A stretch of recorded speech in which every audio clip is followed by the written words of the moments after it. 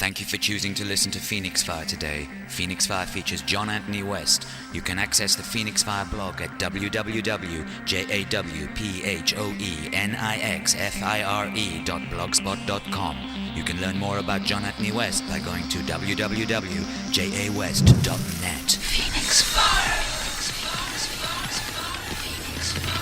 PhoenixFire number 8.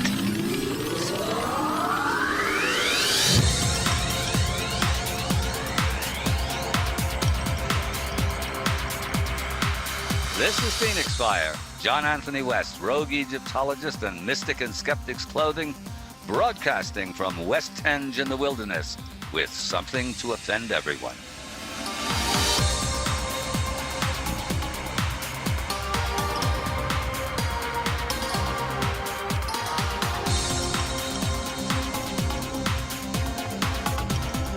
Welcome to the conflagration.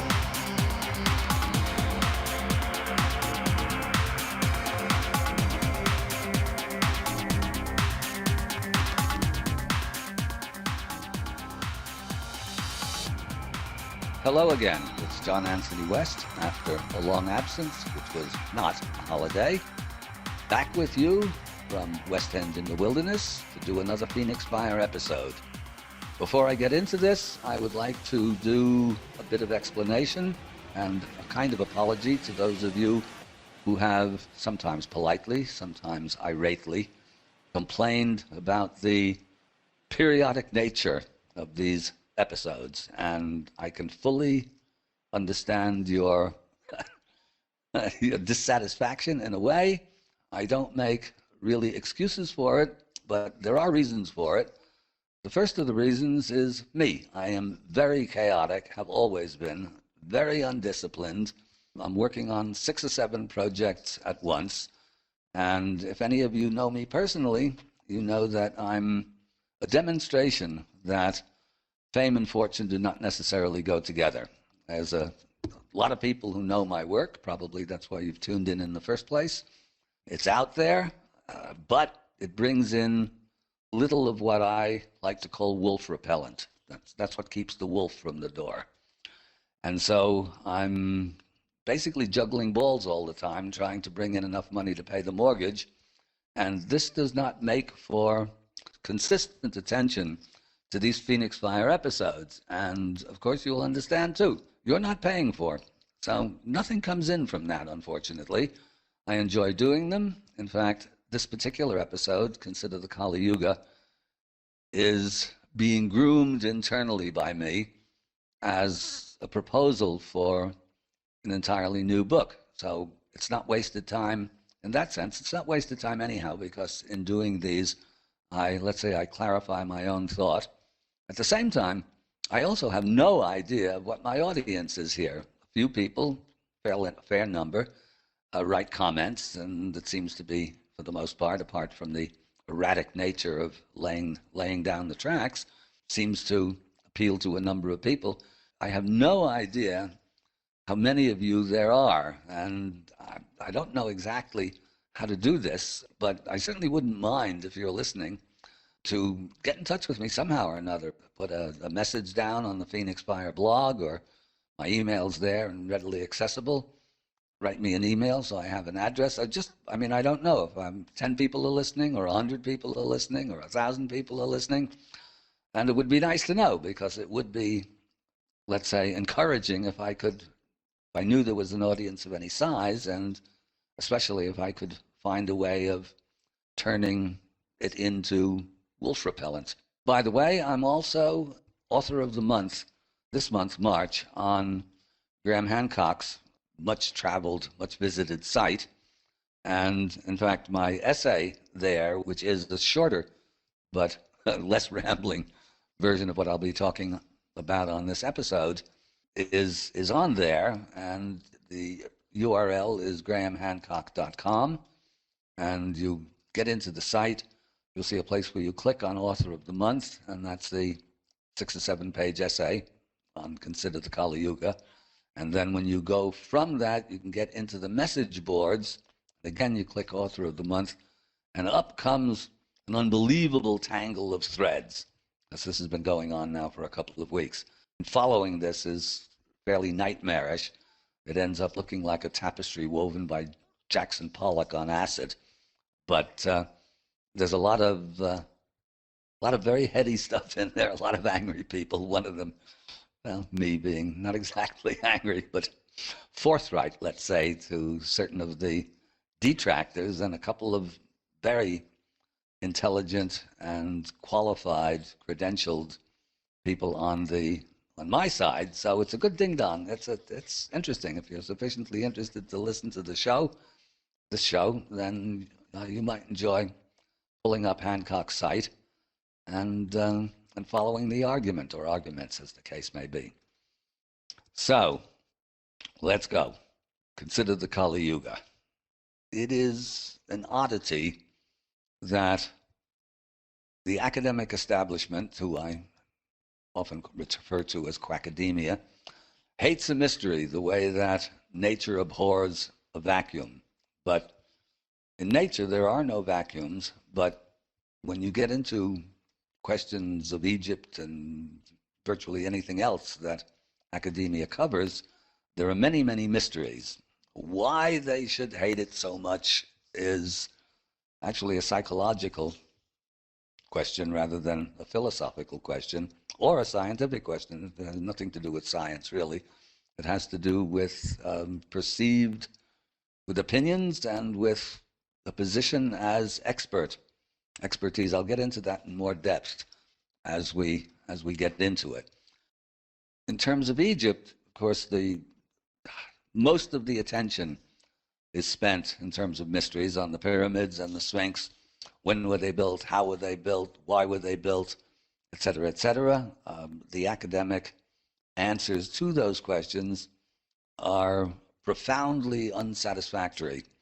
And if you go into academic Egyptology, particularly on the non-expert level, on the layman's level, you find nothing but unruffled calm. Everything seems to be agreed upon.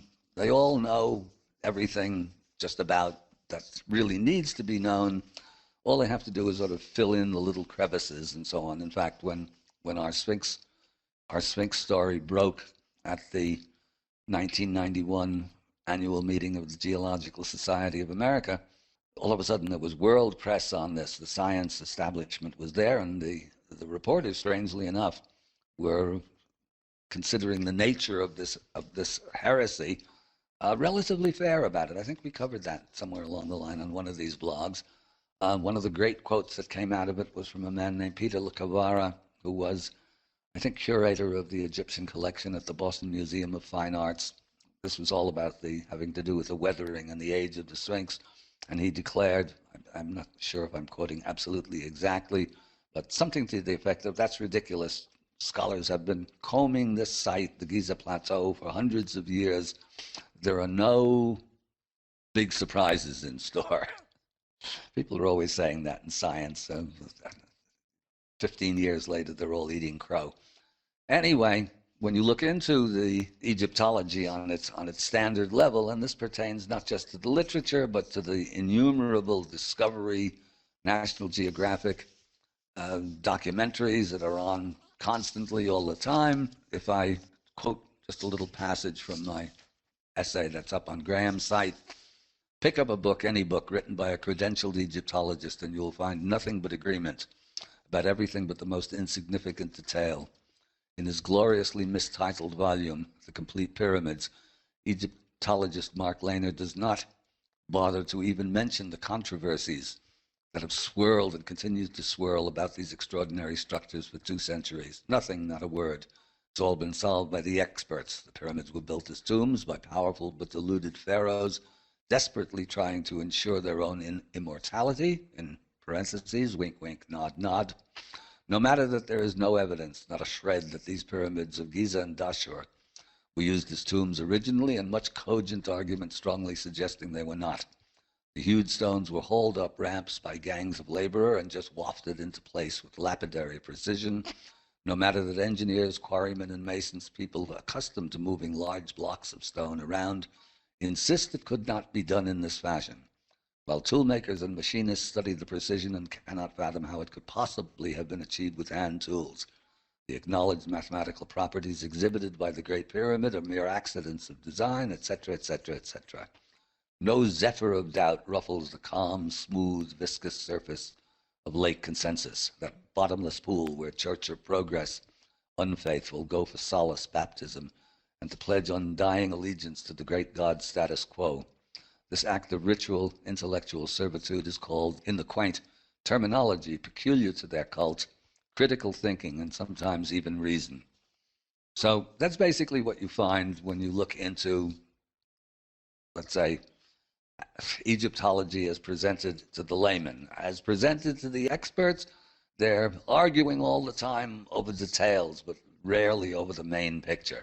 However, the pyramids and the Sphinx do not have a monopoly on Egyptian mysteries, and one of the acknowledged mysteries, the one which pertains to what we're doing now, to the show, is the history of Egypt itself, or rather you should say the development of Egypt itself, which starts, as far as dynastic Egypt is concerned, around 3200 or so BC, give or take a century or two.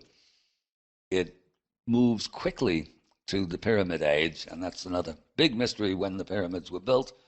To cut it short here, I'm pretty well convinced, unless shown otherwise, that the pyramids we see today are indeed built in the 4th dynasty in the Old Kingdom, roughly 2650 BC to about 2400 BC, but that they are superimposed upon or replace structures that were there before. And there's quite a bit of evidence for that, but the nature of the evidence is such that it's rather difficult to, it's not difficult to describe in a radio show, but it's next to impossible to envisage. In fact, actually, come to think of it, if you go to that Hancock, my author of the month stint on Hancock's website, you'll see the ding-dong back and forth with lots of photographs and so on that will tend to clarify the situation.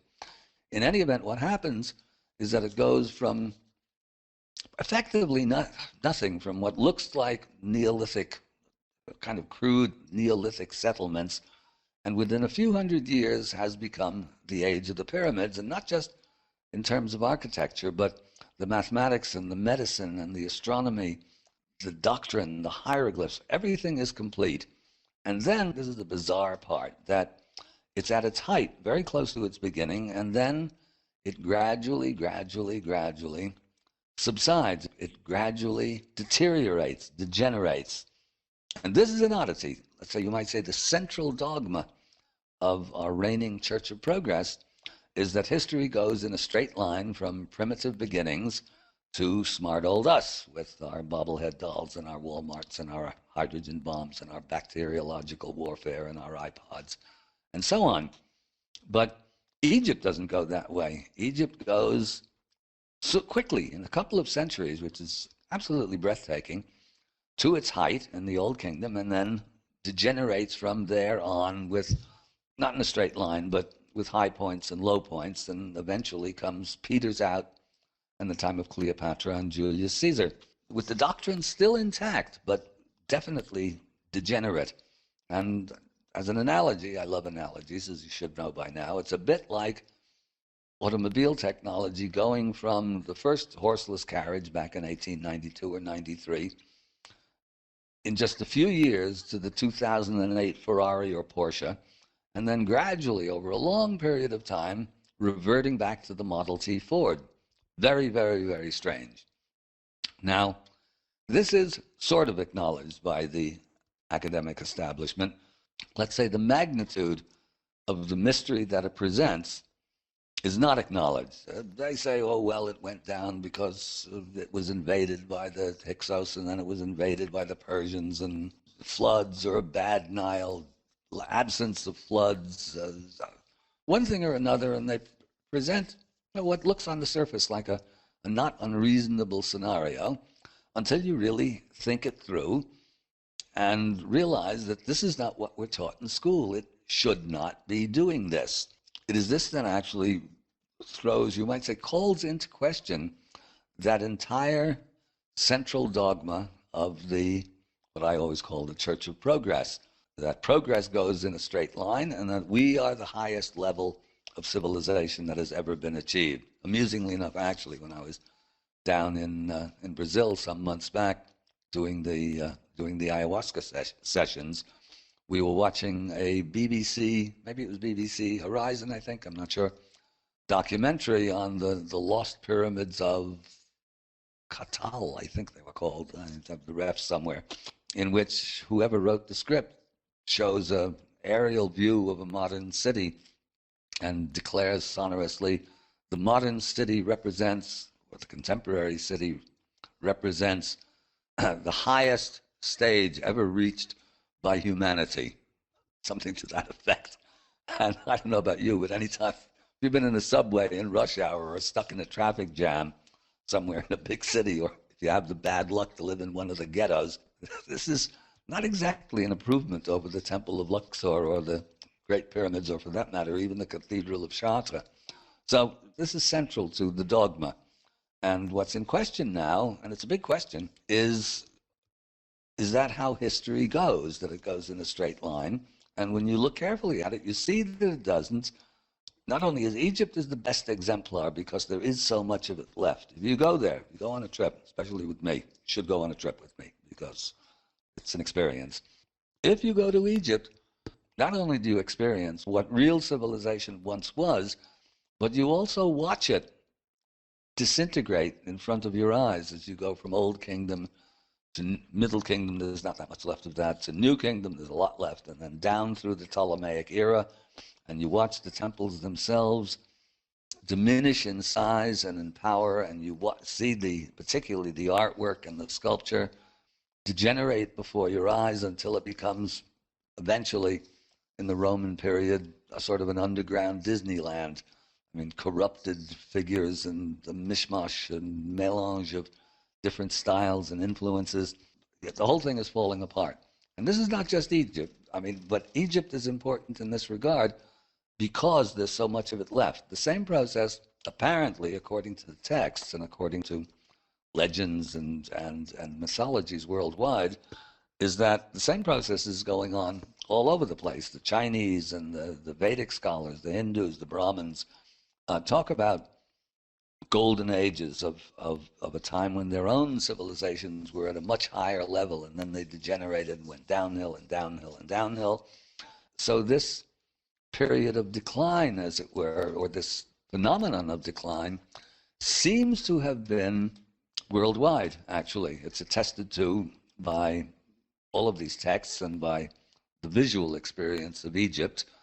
And suddenly, particularly Egypt, because there you experience it for yourself, you feel it in your gut, and your gut is actually the best scientific instrument ever been invented. With our science, unless they can measure it with an instrument, it isn't real. In fact, our experience is the most real, best instrument there is. We just can't quantify it. I mean, if you don't know that Beethoven's Ninth Symphony is qualitatively a better piece of music than the Star-Spangled Banner, God help you, because nobody else will. But there's no way to quantify that, at least so far there isn't. Probably there is. There may be some way of quantifying quality, but nobody's invented an instrument yet that tells you why a 5-star filet mignon is better than a Big Mac. But it is. Everything tells us that it is. We know in our gut that it is. We just can't prove that it is. So when you look at history and you suspend for a moment what you've had beaten into your head in school, because you've never been taught anything like this in a school, and if you're listening and thinking to yourself, well, that's not what I learned in school, you bet it isn't what you learned in school, because school is one of the 3, let's say, chief wings or departments of the Church of Progress. It's science, education, and the press. I'll get back to these, or up to those, in a while here. Science, education, and the press represent, or the media represent, the Jesuits of the Church of Progress. But the trip to Egypt, or just a bit of study, suspending whatever it is that you've got ingrained in you, and you look at it from another point of view, suddenly you see that that doesn't wash. And then you have to ask, particularly those of us in the West. In the East, it's not as bad, although they're getting westernized in such a pitch, so I don't know what goes on in a Chinese school or an Indian school or whatever. But the vision of history that we've been brainwashed with is, again, as I said, a linear ascent with a few blips and glitches in between, but basically there. And in terms of Western history, it supposedly begins with Greece. Well, the Greeks themselves were very forthright in saying that the source of their own wisdom, such as it was in fact Egypt. And suddenly, and here again, there's some very interesting literature on this, because that's what you learn in school. Real civilization begins with Greece. Egypt is a sort of fabulously accomplished, primitive civilization, which is a contradiction in terms. In other words, they do these masterpieces, or they create these absolute masterpieces of art, but all consecrated to a superstitious religion, and they don't have any real astronomy or real mathematics or real science of any sort. In fact, they do. And then all of a sudden there's Greece. When everybody first learned to argue, the Greeks are, let's say, the fount of Western civilization. In any event, one book that should be required reading for anyone interested in exploring this further is by a Cornell scholar named Martin Bernal, B-E-R-N-A-L, called Black Athena, The Afro-Asiatic Roots of Greek Civilization. And this is furiously contested by the quackademics, needless to say, because it basically throws a monkey wrench into that linear view of history. And Bernal himself has no esoteric or metaphysical leanings whatsoever. I've been in touch with him, and it just is not his scene. He's not interested. It's the historical facts and the influences behind Greece that are his chief interest, but he does, I think even his opponents acknowledge that his view of how our modern view of history was put together is more or less sound. I think it's completely sound, but even his opponents do not challenge him on that. They challenge him on the influences and that sort of thing. Really what he's demonstrating there is that history, there was no history in the sense that we study it today prior to the 19th century. And history as we know it developed in a hurry over the course of the 19th century. I'm talking about Western history now, but even Western history or historians of the West looking into the history of the East, China and India and so on, effectively, it's a white supremacist con job. In other words, real civilization, that is us, has to be Eurocentric, not only white supremacist, but Eurocentric. Chinese didn't really know anything. The Indians didn't really know anything. Basically, it's Western and it's Eurocentric. And the Greeks, who are not exactly blonde Norwegians, they're, swarthy Mediterranean Southerners, nevertheless, they're at least white, as opposed to the Egyptians and the Israelites, and of course, the Africans, they don't count at all. So Bernal's long book, there are 2 volumes, but it's the first volume that's the important one, really sets this out in detail. A third book Bernal's written that I have on my shelves, but I haven't gotten around to reading it yet, where he answers his critics, called Black Athena Writes Back. So there's as much backup as I need, actually, for challenging the view of history. And as I said, the visceral experience of Egypt is quite enough to do that. But if you then take it further and you look at what then happens to history after the fall, I mean, Rome gobbles up Egypt, as it were. The Egyptian religion dies or is carried out, survives in a few little pockets here and there. Knowledge of the hieroglyphs get lost. The Roman Empire develops. Who was it? Edward Gibbon, who talked about the glory that was Greece and the grandeur that was Rome. Well, when you really look at Roman history, it's not much grandeur there. It's basically a 3-ring bureaucracy of, a civilization of orgies, assassinations, murders, and general dissolution and debauchery. But at least it holds together. It's an empire. 600 years or so to get to its full power, and then gradually declines and degenerates over the next 500 years. I forget exactly the date, but by 512, something of that sort, I think it's Attila who marches in and puts an end, finally, formally, to the Roman Empire, and the so-called Dark Ages begin. Well, the Dark Ages in Europe, in particular, were pretty damn dark. There is not much going on there. Now, keep the big picture in your head, and you go back to earliest Old Kingdom Egypt, you see it at its height, and by extrapolation, if you believe the legends and the mythologies, because there's not much left of, let's say, China 3000 BC, and what there is pretty impressive, actually. Jade warriors and things are coming up and being found all the time. You have definite high points. Same applies. Persia and the Middle East as well. Sumer is about coeval with Egypt. Things are at their height. They gradually degenerate. The whole thing dissolves into not just one big chaos, but a form of chaos everywhere. The Dark Ages in Europe are not as dark in India and China, but they're a lot darker than the periods before them. When you look at it this way, you see that history is the opposite of what we've been taught, which is, of course, absolute heresy and anathema to the Church of Progress.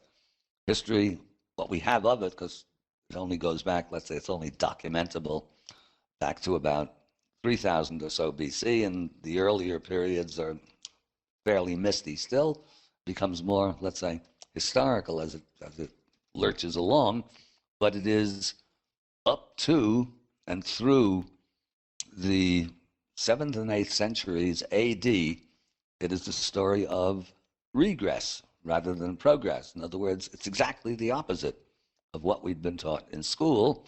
And then after that, then some things start happening, and I won't get into those right now because they will be the subject of history as a cycle as we get along here and we start talking about both the Greek, Plato's account of Golden Age, Silver Age, Bronze Age, Iron Age, which is paralleled by the Vedic and then subsequently Hindu account of the Yugas. They are much more elaborately developed, but with some provisos. And it is that cyclical view of history that we'll be talking about for the rest of this program.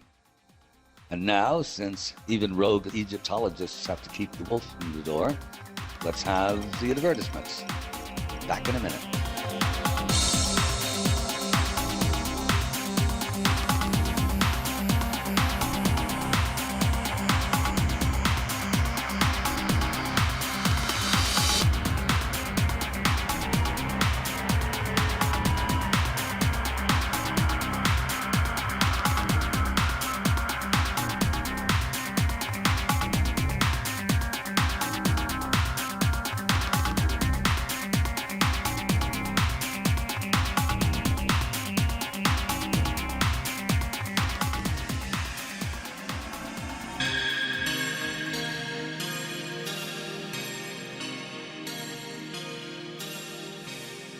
Surprise! Until we find sponsors for our dedicated ad space, it's still John Anthony West, here to tell you about my personally guided magical Egypt tours. There's a fascination about Egypt, a glamour, a romance. On my trips, people tell me they've been dreaming of traveling to Egypt since early childhood. There are other wonderful sacred places in the world, Gothic cathedrals, Mayan pyramids, Islamic mosques, Hindu and Buddhist temples. But there is nothing anywhere that matches the grandeur, power, and perfection of Egypt. Yet unless you see Egypt through symbolist eyes, you've not seen Egypt at all. For it is only the symbolist interpretation developed by the brilliant philosopher, mathematician, and alchemist R.A. Shvalad that makes sense of the Egyptian experience. Where establishment academics see only a bizarre, architecturally accomplished but still primitive civilization, Shvala saw and proved that it was based upon a profound and sophisticated sacred science, a science of cosmic principles. One wonders how people come back from Egypt and live lives the way they lived them before, wrote Florence Nightingale back in 1850. The answer is, they don't. 2 weeks in Egypt and you will understand the difference, finally, between true civilization and progress. For detailed information, see my website, jawest.net. Click on Magical Egypt Tours. These are one-of-a-kind trips. There is nothing like them. We find ways to avoid crowds. We meditate in the Great Pyramid. We get into places other people don't get into. The food is great, so are the hotels. The price is remarkably competitive. Just remember, if you don't see Egypt through symbolist eyes, you don't see Egypt at all. PhoenixFire.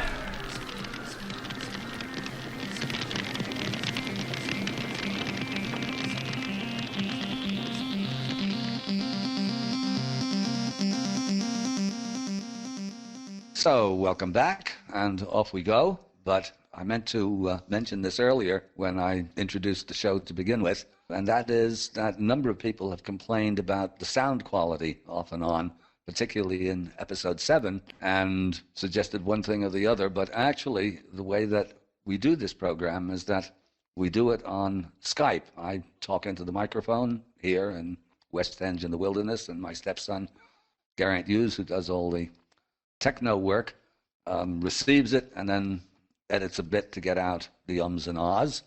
You have no idea when you listen to this program how many ums and ahs there were in it to begin with, but we're at the mercy of the bandwidth that Skype allots us at any particular time, and we don't know until we actually get on whether we're coming through loud and clear or we're coming through all fuzzy as in episode 7.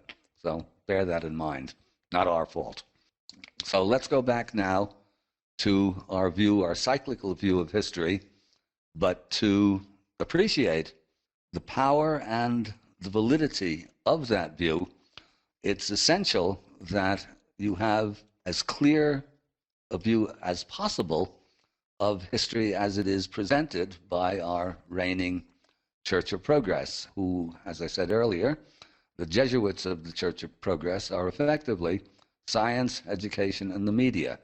And the way it works out is that science formulates the dogma, education disseminates it, and the media does its very best to make it palatable, because in its pure form, it's anything but palatable, and sensationalizes it. So this is what we're fed as history, and this is what most of us accept without really thinking it through or understanding what's involved. And in order to understand what's involved, there's a favorite line from the New Testament that illustrates what I'm going to be getting into, and that is, I think it's Matthew, "By their fruits you shall know them." And actually, that's the way to judge a civilization. Historians unavoidably have agendas. Those agendas involve the selection of data. It's not as though the historians are spreading falsehoods, but they have their own view of history, and most of them, not all of them, are, let's say, they're part of the priesthood of the Church of Progress. So they select the data in order to support the reigning point of view. But if you want to judge a civilization, history isn't really the place to look. Really, the best way is to look at where a civilization puts its creative energy. That tells you in a hurry. It reveals the soul of a civilization. So you look at Egypt. Egypt's probably the best example for that because there's so much of it left.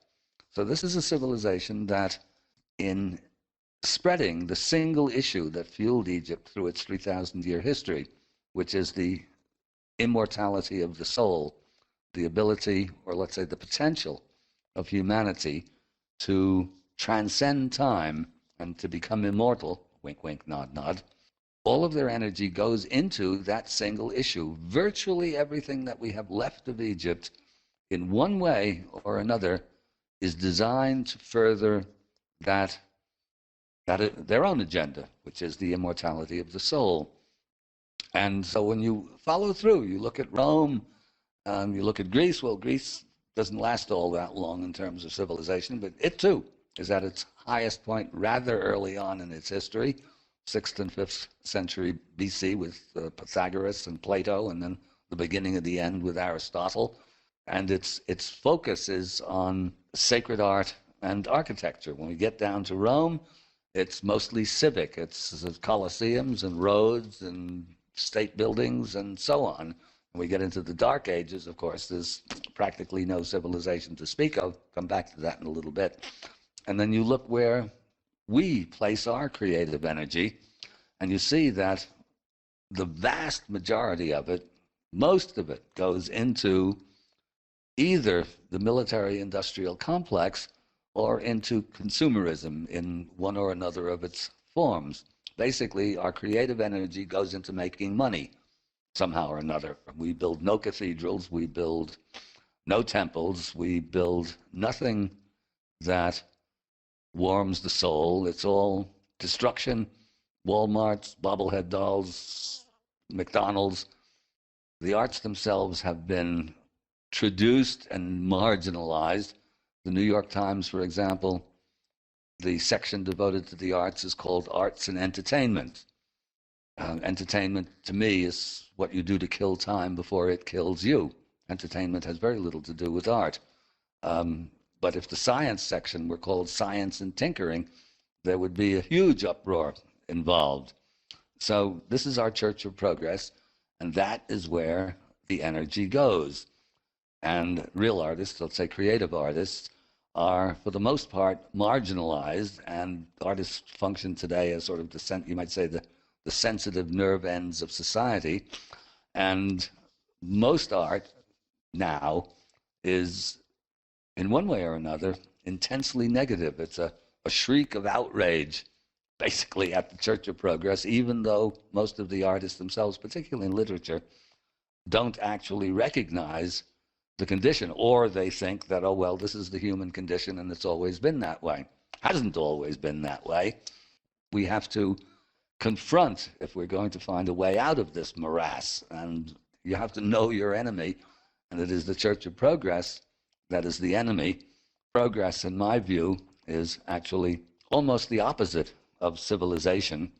Civilization occurs when human beings, individually and collectively, have a sense of our own potential destiny and try to act upon it. And progress is this mindless, headlong pursuit of money and destruction and frivolity. So you have to bear that in mind when you start thinking in terms of cycles, of that Yuga cycle that I hope I'm in the process of demonstrating in some satisfactory form or another. So to get back into that now, we'll take a look at particularly the Yuga cycle, the Indian one, which is pretty highly developed, but even that with major discrepancies within the interpretations. But because if you pick up a standard text on the Yugas or on Indian philosophy in general, they talk about the sequence of ages. Satya Yuga, Golden Age. Dwapara Yuga is effectively Plato's Bronze Age, and then there's the Kali Yuga, which most people are, at least to some extent, familiar with, which is the Iron or Dark Age. The problem with the interpretation, the Hindu interpretation, from my point of view, is I knew about this a long time ago, and I always, to a certain extent, the concept made sense, but the time frames allotted to these yugas always didn't ring quite correctly, because they, I mean, as wrong as the archaeologists are, and often, it didn't seem to me that they could be that long, because the standard attributions of the yugas extend to not just hundreds of thousands, but millions of years. The Satya Yuga is the Golden Age, usually assigned 4,320,000 years. The Treta Yuga is the Silver Age, half that amount. The Dwapara Yuga, the Bronze Age, half that amount again.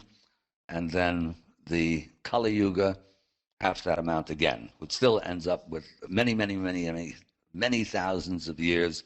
And then supposedly, again, standard view, the cycle starts all over again with the Golden Age. Well, cycles don't actually work that way, and it always puzzled me, and I never looked any further into the Yuga cycle for all of the work that I've done on Egypt and so on, and the knowledge that Egypt is on at its high point early on and then declines.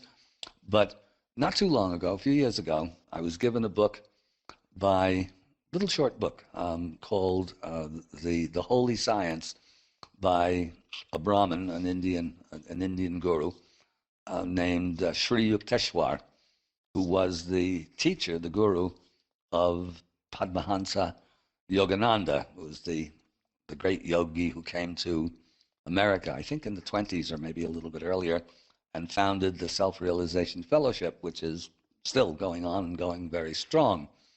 And Yukteswar, in this little book, and he's 19th century, argued that, for fairly complicated reasons, but that the Brahmins of around 1500 or thereabouts BC, recognizing that the Yuga cycle, that they were looking for a way out of acknowledging that they were about to go into a dark age, and therefore came up with these tremendously long cycles. And according to Yukteswar, that's not how the cycles should be calibrated. They recalibrated them. According to him, I'm not a Hindu scholar, so I can't vouch for exactly how they did come about with these tremendously long time frames.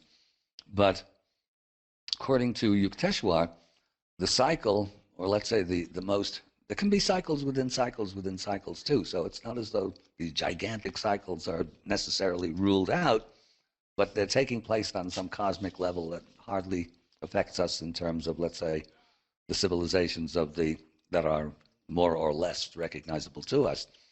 So according to Yukteswar, the cycle is supposed to take place within the precessional year, the 25,920 year cycle.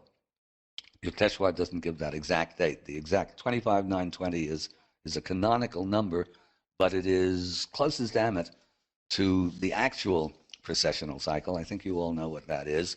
Maybe I'll get into that in a second. It doesn't go golden age. In other words, the cycle doesn't go down to the bottom of the Kali Yuga and then suddenly jump up and it's a golden age again. Rather, it goes, there's a high point, a zenith, which is the golden age, but it rises to the zenith and then it climbs off to the zenith, and then it goes through a descending Treta Yuga, and then a descending Dwapara Yuga, and then the descending Kali Yuga, and then it hits the bottom, which he reckons at probably the Roman Empire. The fall of Rome is pretty much the low point everywhere. Certain exceptions. The Maya seem to be an exception because they're building during the descending and the ascending Kali Yuga. But ballparking it makes much more sense that for a cycle to go in that fashion. There are lots of caveats in here, and a 26,000-year cycle, if the bottom of the cycle is around 500 AD, then the top of the cycle is somewhere around 12,500 BC. This is complicated by a number of factors. That's when the Ice Age starts melting. There's some kind of a catastrophe all over the Earth, maybe an asteroid strike. I want to read my colleague Robert Schoch's book on that, called The Voices of the Rocks, which is a kind of state-of-the-art study of the whole idea of catastrophism.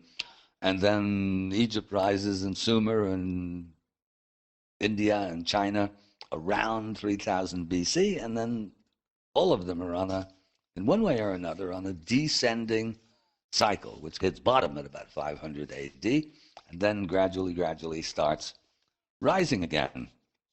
So this made much more sense to me. Unfortunately, Yukteswar just uses a ballpark figure of 24,000, around, he says, 24,000 years to the cycle, but really it's around 26,000 years to the cycle. And if we're going to make any practical use out of this, it's not just a bunch of arguments quibbles among scholars. Really, where we put the end of that cycle and the beginning of the, let's say, of the upswing will be a few hundred years off one way or the other. And since we do not have that long a time frame in which we live, it's one thing for us, let's say, as contemporary moderns in the 21st century. It's one thing if we're at the bottom of the cycle or very close to the bottom of the cycle, and another thing if we're well on the uptick. So I'm not sure myself. I'm pretty sure that the the 26,000 years or 25,920 is somewhere close to correct, but exactly where you start a cycle is another big question, of course, because a cycle is a cycle. It's a circle, and there is no bottom and end of a cycle, but a waveform can start at a certain point in the cycle. We just don't know, and it's not something that I really know enough about to get into here. To get a sense of how the cycles work, and in other words, why don't we know about this? Why don't we feel this for ourselves? We already see why the history that we learn is a white supremacist Eurocentric con job, and because of the belief system of our Church of Progress, it's essential that we're the high point of the civilization. But this is, as I said, contradicted pretty quickly, especially if you get to Egypt and stand in the middle of the Temple of Luxor or the Temple of Karnak or go up into the pyramids. You understand pretty quickly that we are not the be-all and end-all of civilization. But the reason that we can't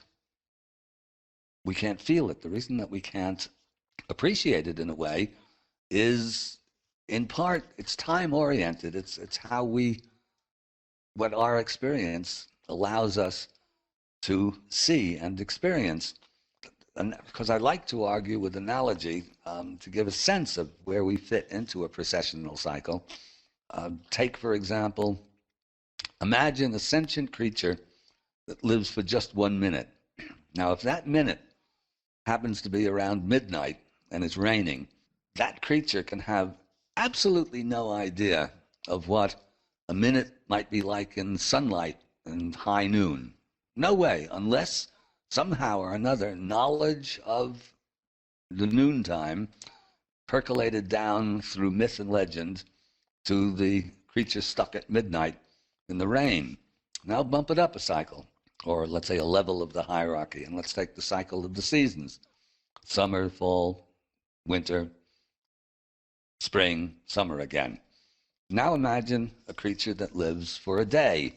If day man or day person spends his or her day in the middle of February, and again it's raining, minute person and day person both live in Wales, that person in a lifetime that lasts just 1 day can have absolutely no idea of what a day might be like at high noon a day might be like in June, in mid-June, in Southern California. No way, unless the knowledge of the California June has come percolating down through the ages or through the year to day person, who can then say that this is so contradictory to his or her own experience that they dismiss it as a falsehood, as a lie, or as romanticism.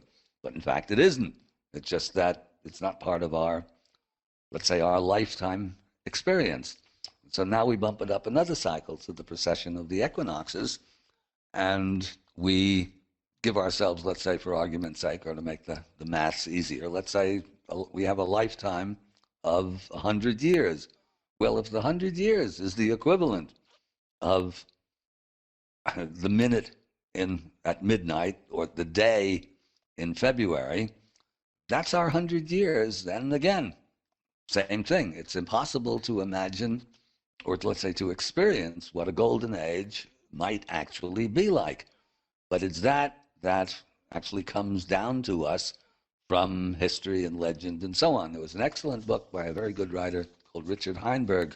I don't know if it's still in print, called, I think it's Visions of a Golden Age or something, Dreams of Paradise, but it's Richard Heinberg, Heinberg. If the book is still in print, it's a very interesting compilation of these myths worldwide that talk about higher ages in the distant past. So that's where we stand, actually. In other words, we're somewhere down in the cycle. We don't actually know exactly how far down we are in that cycle because, as I said, the problems of calibrating the cycle are considerable. And there's lots of argument going on. And shortly, as we go on with this program, we'll start talking about some of the material that all of you are probably familiar with, the 2012 Mayan prophecy that talks about the end of an age and the beginning of a new age. And in fact, the problems confronting us at the moment, we're somewhere. You don't have to be a prophet or Nostradamus or a Mayan priest working out incredible complex calendars that they worked out to understand that we are, as a race and as a planet, in a real pickle. Dark age and not dark age, we have confronting us a mix of global looming catastrophes, even without going into a doomsday, gloomsday, prophetic scenario, which does exist, because, in fact, the 2012 has been getting a lot of press, and there are a number of different interpretations of it. Some of them absolutely doomsday. There's going to be some immense cosmic catastrophe and everything's going to be annihilated, in which case we might as well not bother thinking about it, because if it's as bad as that, we're not going to survive it anyway. To a gloomsday scenario, to kind of a new agey scenario in which the clock strikes Aquarius and all of a sudden we're all brothers again and we're living in the golden age. Somewhere in between, perhaps, is, let's say, enough valuable information that we can actually act upon it. But it doesn't, and particularly now, I mean, it's funny, had I done this program last year sometime or another, as gloomy as it looked with all of this stuff looming, it certainly wasn't as dire as it now looks, with the all-powerful America deep in a recession, which the people in charge keep on refusing to acknowledge that we're in, and maybe a lot worse to come.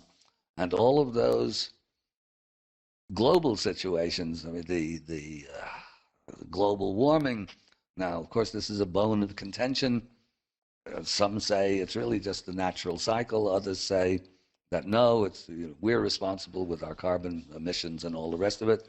Actually, it doesn't matter what's responsible, because what is virtually 100% certain is that nobody's going to do a damn thing about it, at least from the human point of view. In other words, we're not going to suddenly have cold fusion energy or 0-point energy to rescue us from the energy crunch. And India and China and all of the so-called developing countries, which in another sense you might say are degenerating countries, since they're losing their philosophy and their tradition and their sacred science and embracing the Church of Progress in some of its most crass and idiotic aspects, they're not going to stop doing what they're doing.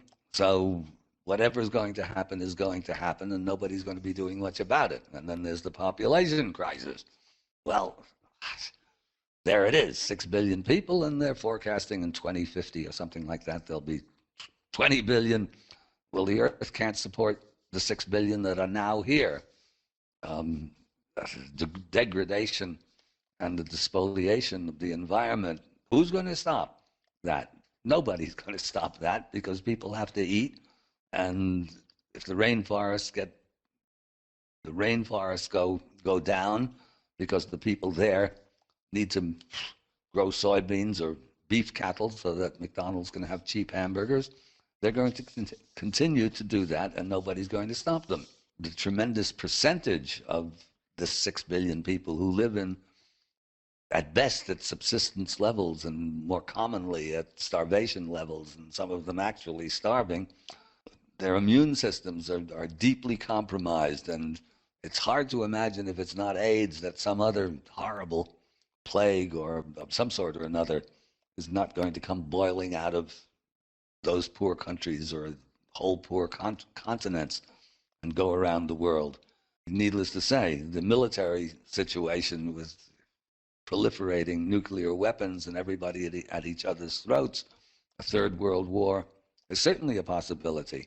What is unlikely is that at least one of those things isn't going to happen somewhere along the line. I mean, the economic crunch is happening now. Whether or not it turns into a full-scale depression in America and brings down the economies of a number of other countries that are dependent upon us, that we'll probably know pretty damn soon. We won't have to wait for 2012 for that to happen. But my own read on this is that we have staring us in the face a pretty gloomy, if not doomy, scenario coming up in just a few years. In fact, if the whole 2012 discussion wasn't there, if we didn't know about the Mayan prophecy, if nobody had made these, calibrated out the fantastic Mayan calendar and then drawn conclusions from that. But the conclusions depend upon the concluder.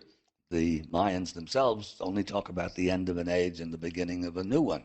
So, but if we didn't have that at all, my own guess would be, because I'm actually surprised myself that it's taken this long for it to happen. I don't call myself a prophet, but from the time I first started writing 50 years ago, I was basically writing about, in one way or another, usually through satire, but I was writing about the whole horrible Church of Progress. I didn't have that name for it then, but basically I was writing about the built-in catastrophe that had to happen with a world run by the Church of Progress and that called itself progress and believed that it was based upon science and reason, which it isn't at all. It's based upon a spurious and materialistic philosophy, and we will get into that in due course.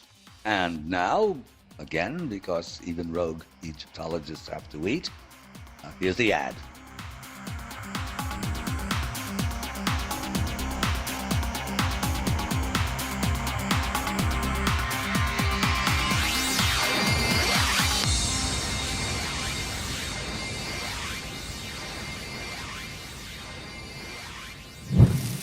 PhoenixFire.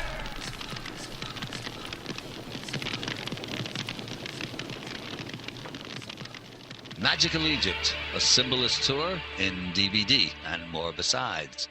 If you can't take a trip to Egypt and experience it firsthand, well, you can't. Not everyone can, but next best and the closest you can get to experiencing Egypt is our 8-episode documentary series, Magical Egypt, a symbolist tour. This is the brainchild of my partner, Chance Gardner, a graphic designer and 3D animator of genius, and this series is an absolutely unique visual, emotional, and intellectual media experience. There are innumerable documentaries about Egypt, dry as dust, misleading, repetitive exercises in Egyptological establishmentarianism, from the National Geographic or Discovery Channel, or some other wielder of the academic cookie cutter. Pretty pictures, nothing ever that feeds the mind, the heart, to say nothing of the soul. This series fills that gap. We explore Egypt in depth. We follow the ramifications into alchemy, the tarot deck, modern DNA research, sacred geometry, the mysteries of ancient technology. There are interviews with leading-edge scholars, scientists, and thinkers, each contributing to a radical revision of our understanding of the past. For more information, go to www.magicalegypt.com and more. If you've not read My Serpent in the Sky, The High Wisdom of Ancient Egypt, maybe it's time you did. An in-depth introduction to Shwala Dolubich's symbolist interpretation. Our Emmy Award-winning classic documentary, Mystery of the Sphinx, now available in an upgraded DVD version. My guidebook, A Traveler's Key to Ancient Egypt, an invaluable source of information for armchair and actual travelers to Egypt. I have a few copies of my out-of-print first non-fiction book, The Case for Astrology, left for sale. See my website, www.jawest.net. Click on books.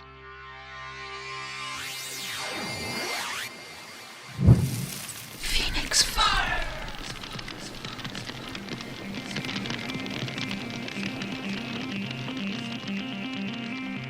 Welcome back, and we're going into now, in our usual circuitous fashion, the Church of Progress and its philosophy and what it represents and how the devil do we find our way out of it.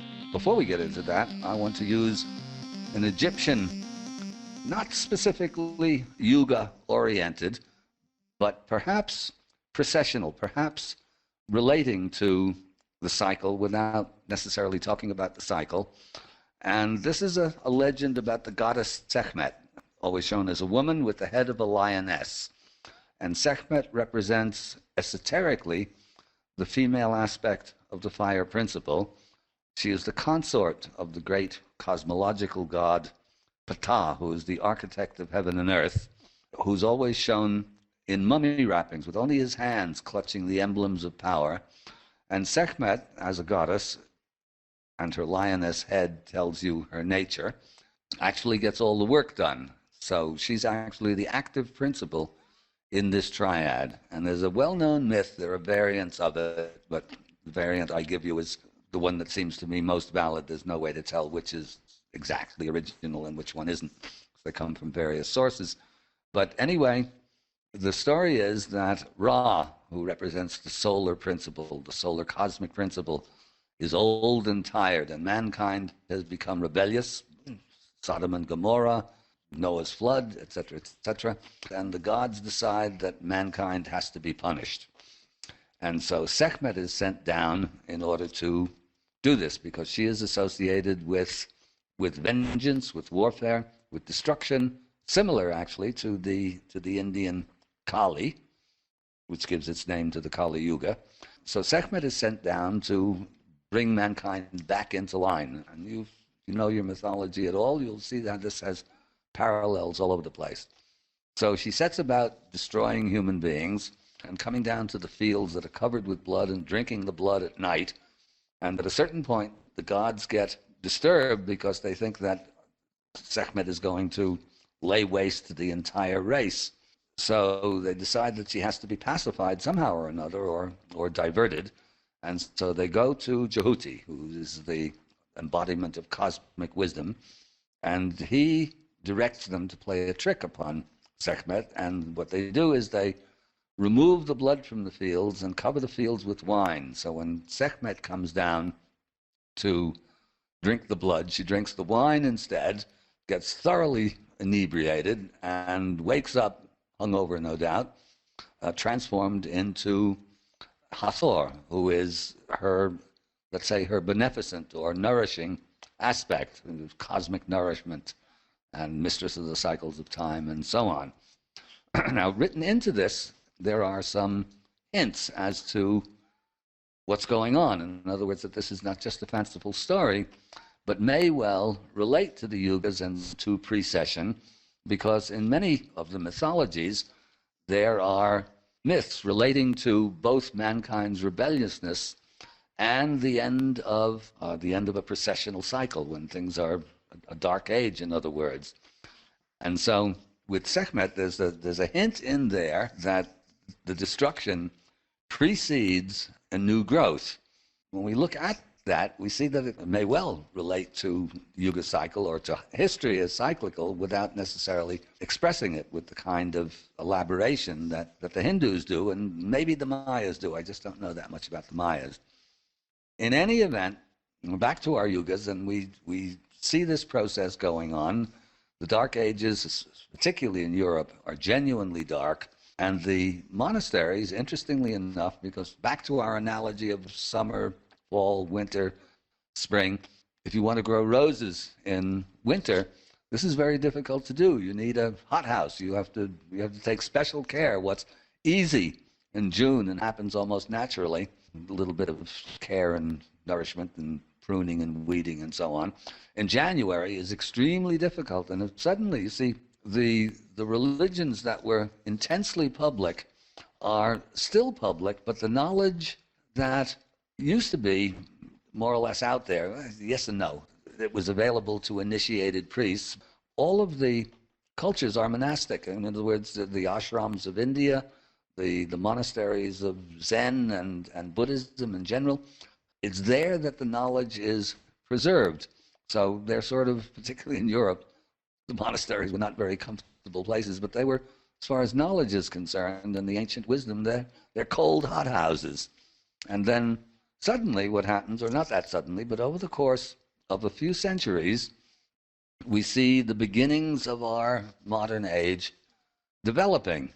And now we get back to our Church of Progress, looking for hopeful signs. I must say, I admit that my own view of science is deeply ambivalent. On the one hand, there's a piece of me that would like to get back to ancient Egypt, even though I know we can't, and dispense with it altogether. On the other side, apart from, I mean, if you look at where most scientific effort goes, the huge, vast, overwhelming majority of the energy goes into the military-industrial complex, the frivolity, bobblehead dolls, stupidity, Walmarts, all of this kind of thing. A relatively small part goes into, or gets into, cosmology and high-energy physics and all of those kinds of things. And those, from my point of view, are deeply interesting because, in fact, they confirm that our science is now good enough so that we can understand that in very ancient times, all of this was known about, except it was expressed in myth and legend and symbol rather than in mathematical formula. So it's the materialistic philosophy that really is the downfall of humanity, this idiotic notion that it's based upon reason. It's not based upon reason. Actually, it's based upon a sense of helplessness, hopelessness, despair. It's just an accident. Darwinian evolution accounts for everything. There's no reason for us to be here and no reason particularly to strive for anything. Oh, yes, because we're good guys, so we should live nice lives and love our brothers and so forth and so on. But there's no commanding reason, actually, why we should do so. And it is, in one way or another, that iniquitous philosophy that is behind the consumerism and the desolation and destruction of the environment and all the rest of it. And yet, the other side of it, there's the cosmology, and in fact, there's the geology. Without the geology, without the Egyptology, especially through Schroller's interpretation of it, we begin to understand the knowledge that actually was available in ancient times. And as I said, I'm ambivalent about it. The analogy that I've developed for myself in terms of dealing with it is that to the samurai, a machine gun is a dishonorable and despicable weapon. But there comes a point in the battle when the samurai has to make a decision. What does he want to do? Die with honor or win the war? If he decides that he wants to win the war, why, he then goes out and captures as many machine guns as he can and trains them back upon the enemy. And this is my own, let's say, you might say, my own personal philosophy. At the same time, without wallowing too much in the negative side of things, another analogy is that if you want to survive in the jungle, the wise man watches the scorpion. Sometimes the bird of paradise has to wait. But there we are in the middle of our Church of Progress. I mean, to understand the enormity, as it were, of Church of Progress pride and hubris, which sees all religion without any saving graces.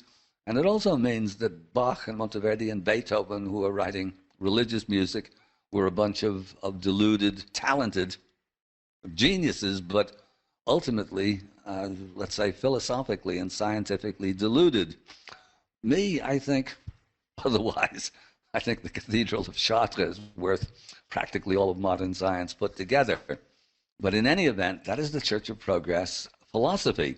At the same time, if we're looking for hopeful signs, we're definitely not, at least physically, on the physical point of view, or even on the scientific point of view, obviously we're not in the Dark Ages anymore.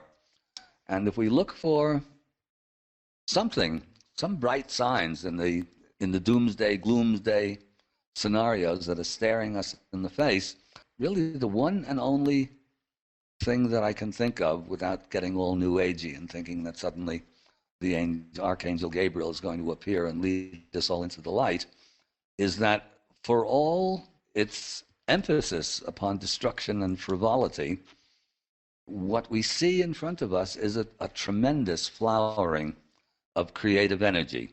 I mean, it takes an incredible amount of actual intelligence, technological expertise, and creativity to produce the stupidest ad on television or the dumbest talk show, or not talk show, but the dumbest, what's the word I'm looking for?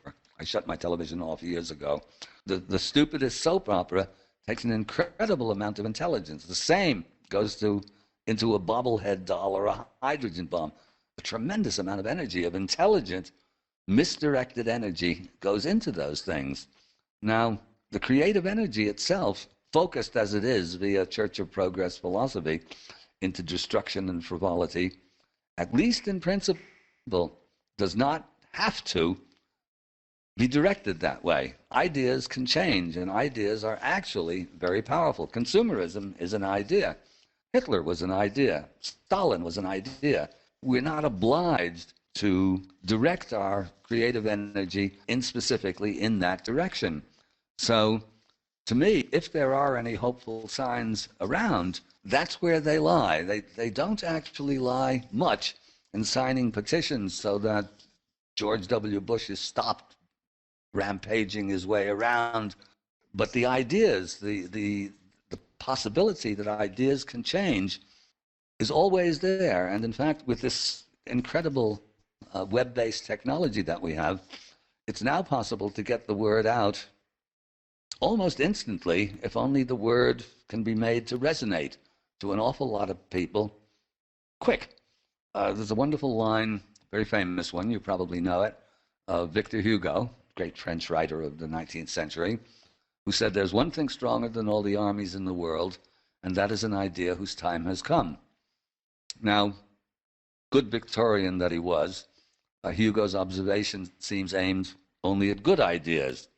But bad ideas also have their apparent times. Their times come. Fascism is a bad idea. Darwinian evolution, we'll get into that in another PhoenixFire show, is another, maybe an even more dangerous idea. No matter that this cargo cult of the West has hoodwinked most of the scientific community, and therefore the rest of the Church of Progress along with it. But for better or for worse, when ideas change, everything changes. And of course, getting ideas to change, that's another matter altogether. You might say that the codicil to Hugo's famous line might be, and the second strongest thing in the world is an idea whose time has not yet gone. So that's the arena that we're playing in.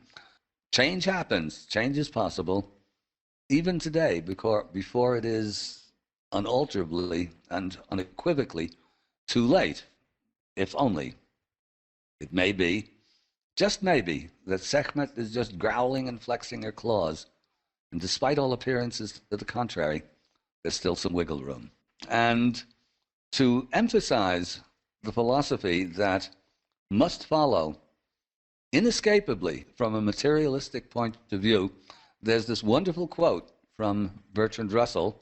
He actually almost seemed to enjoy indulging in it, but wrote, very well written, this resonating paragraph that if you embrace those ideas, the ideas that come to us from the Church of Progress, this is the result, and it's only this that can be the result.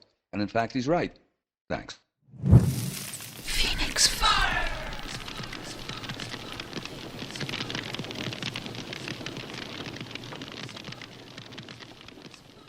Such, in outline, but even more purposeless, more void of meaning, is the world which science presents for our belief.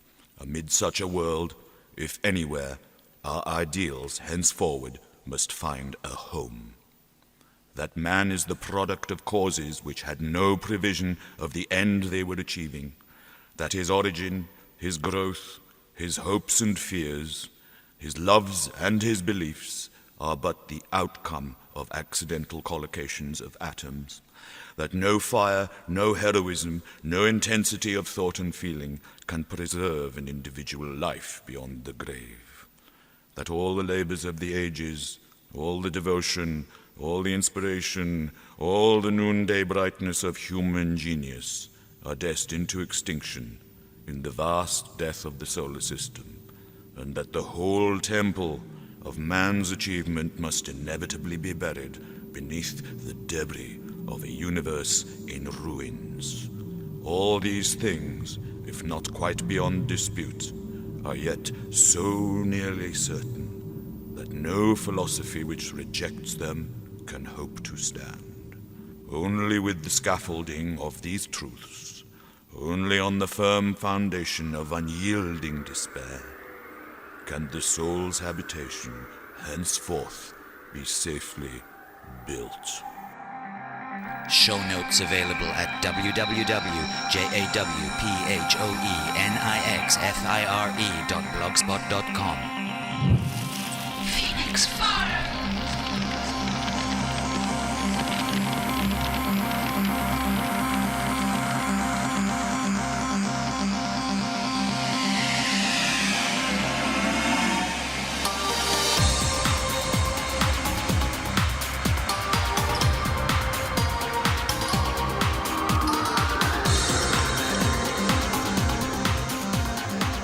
Production by Geraint Hughes, www.thepodule.com. More information on John Anthony West is available at www.jawest.net.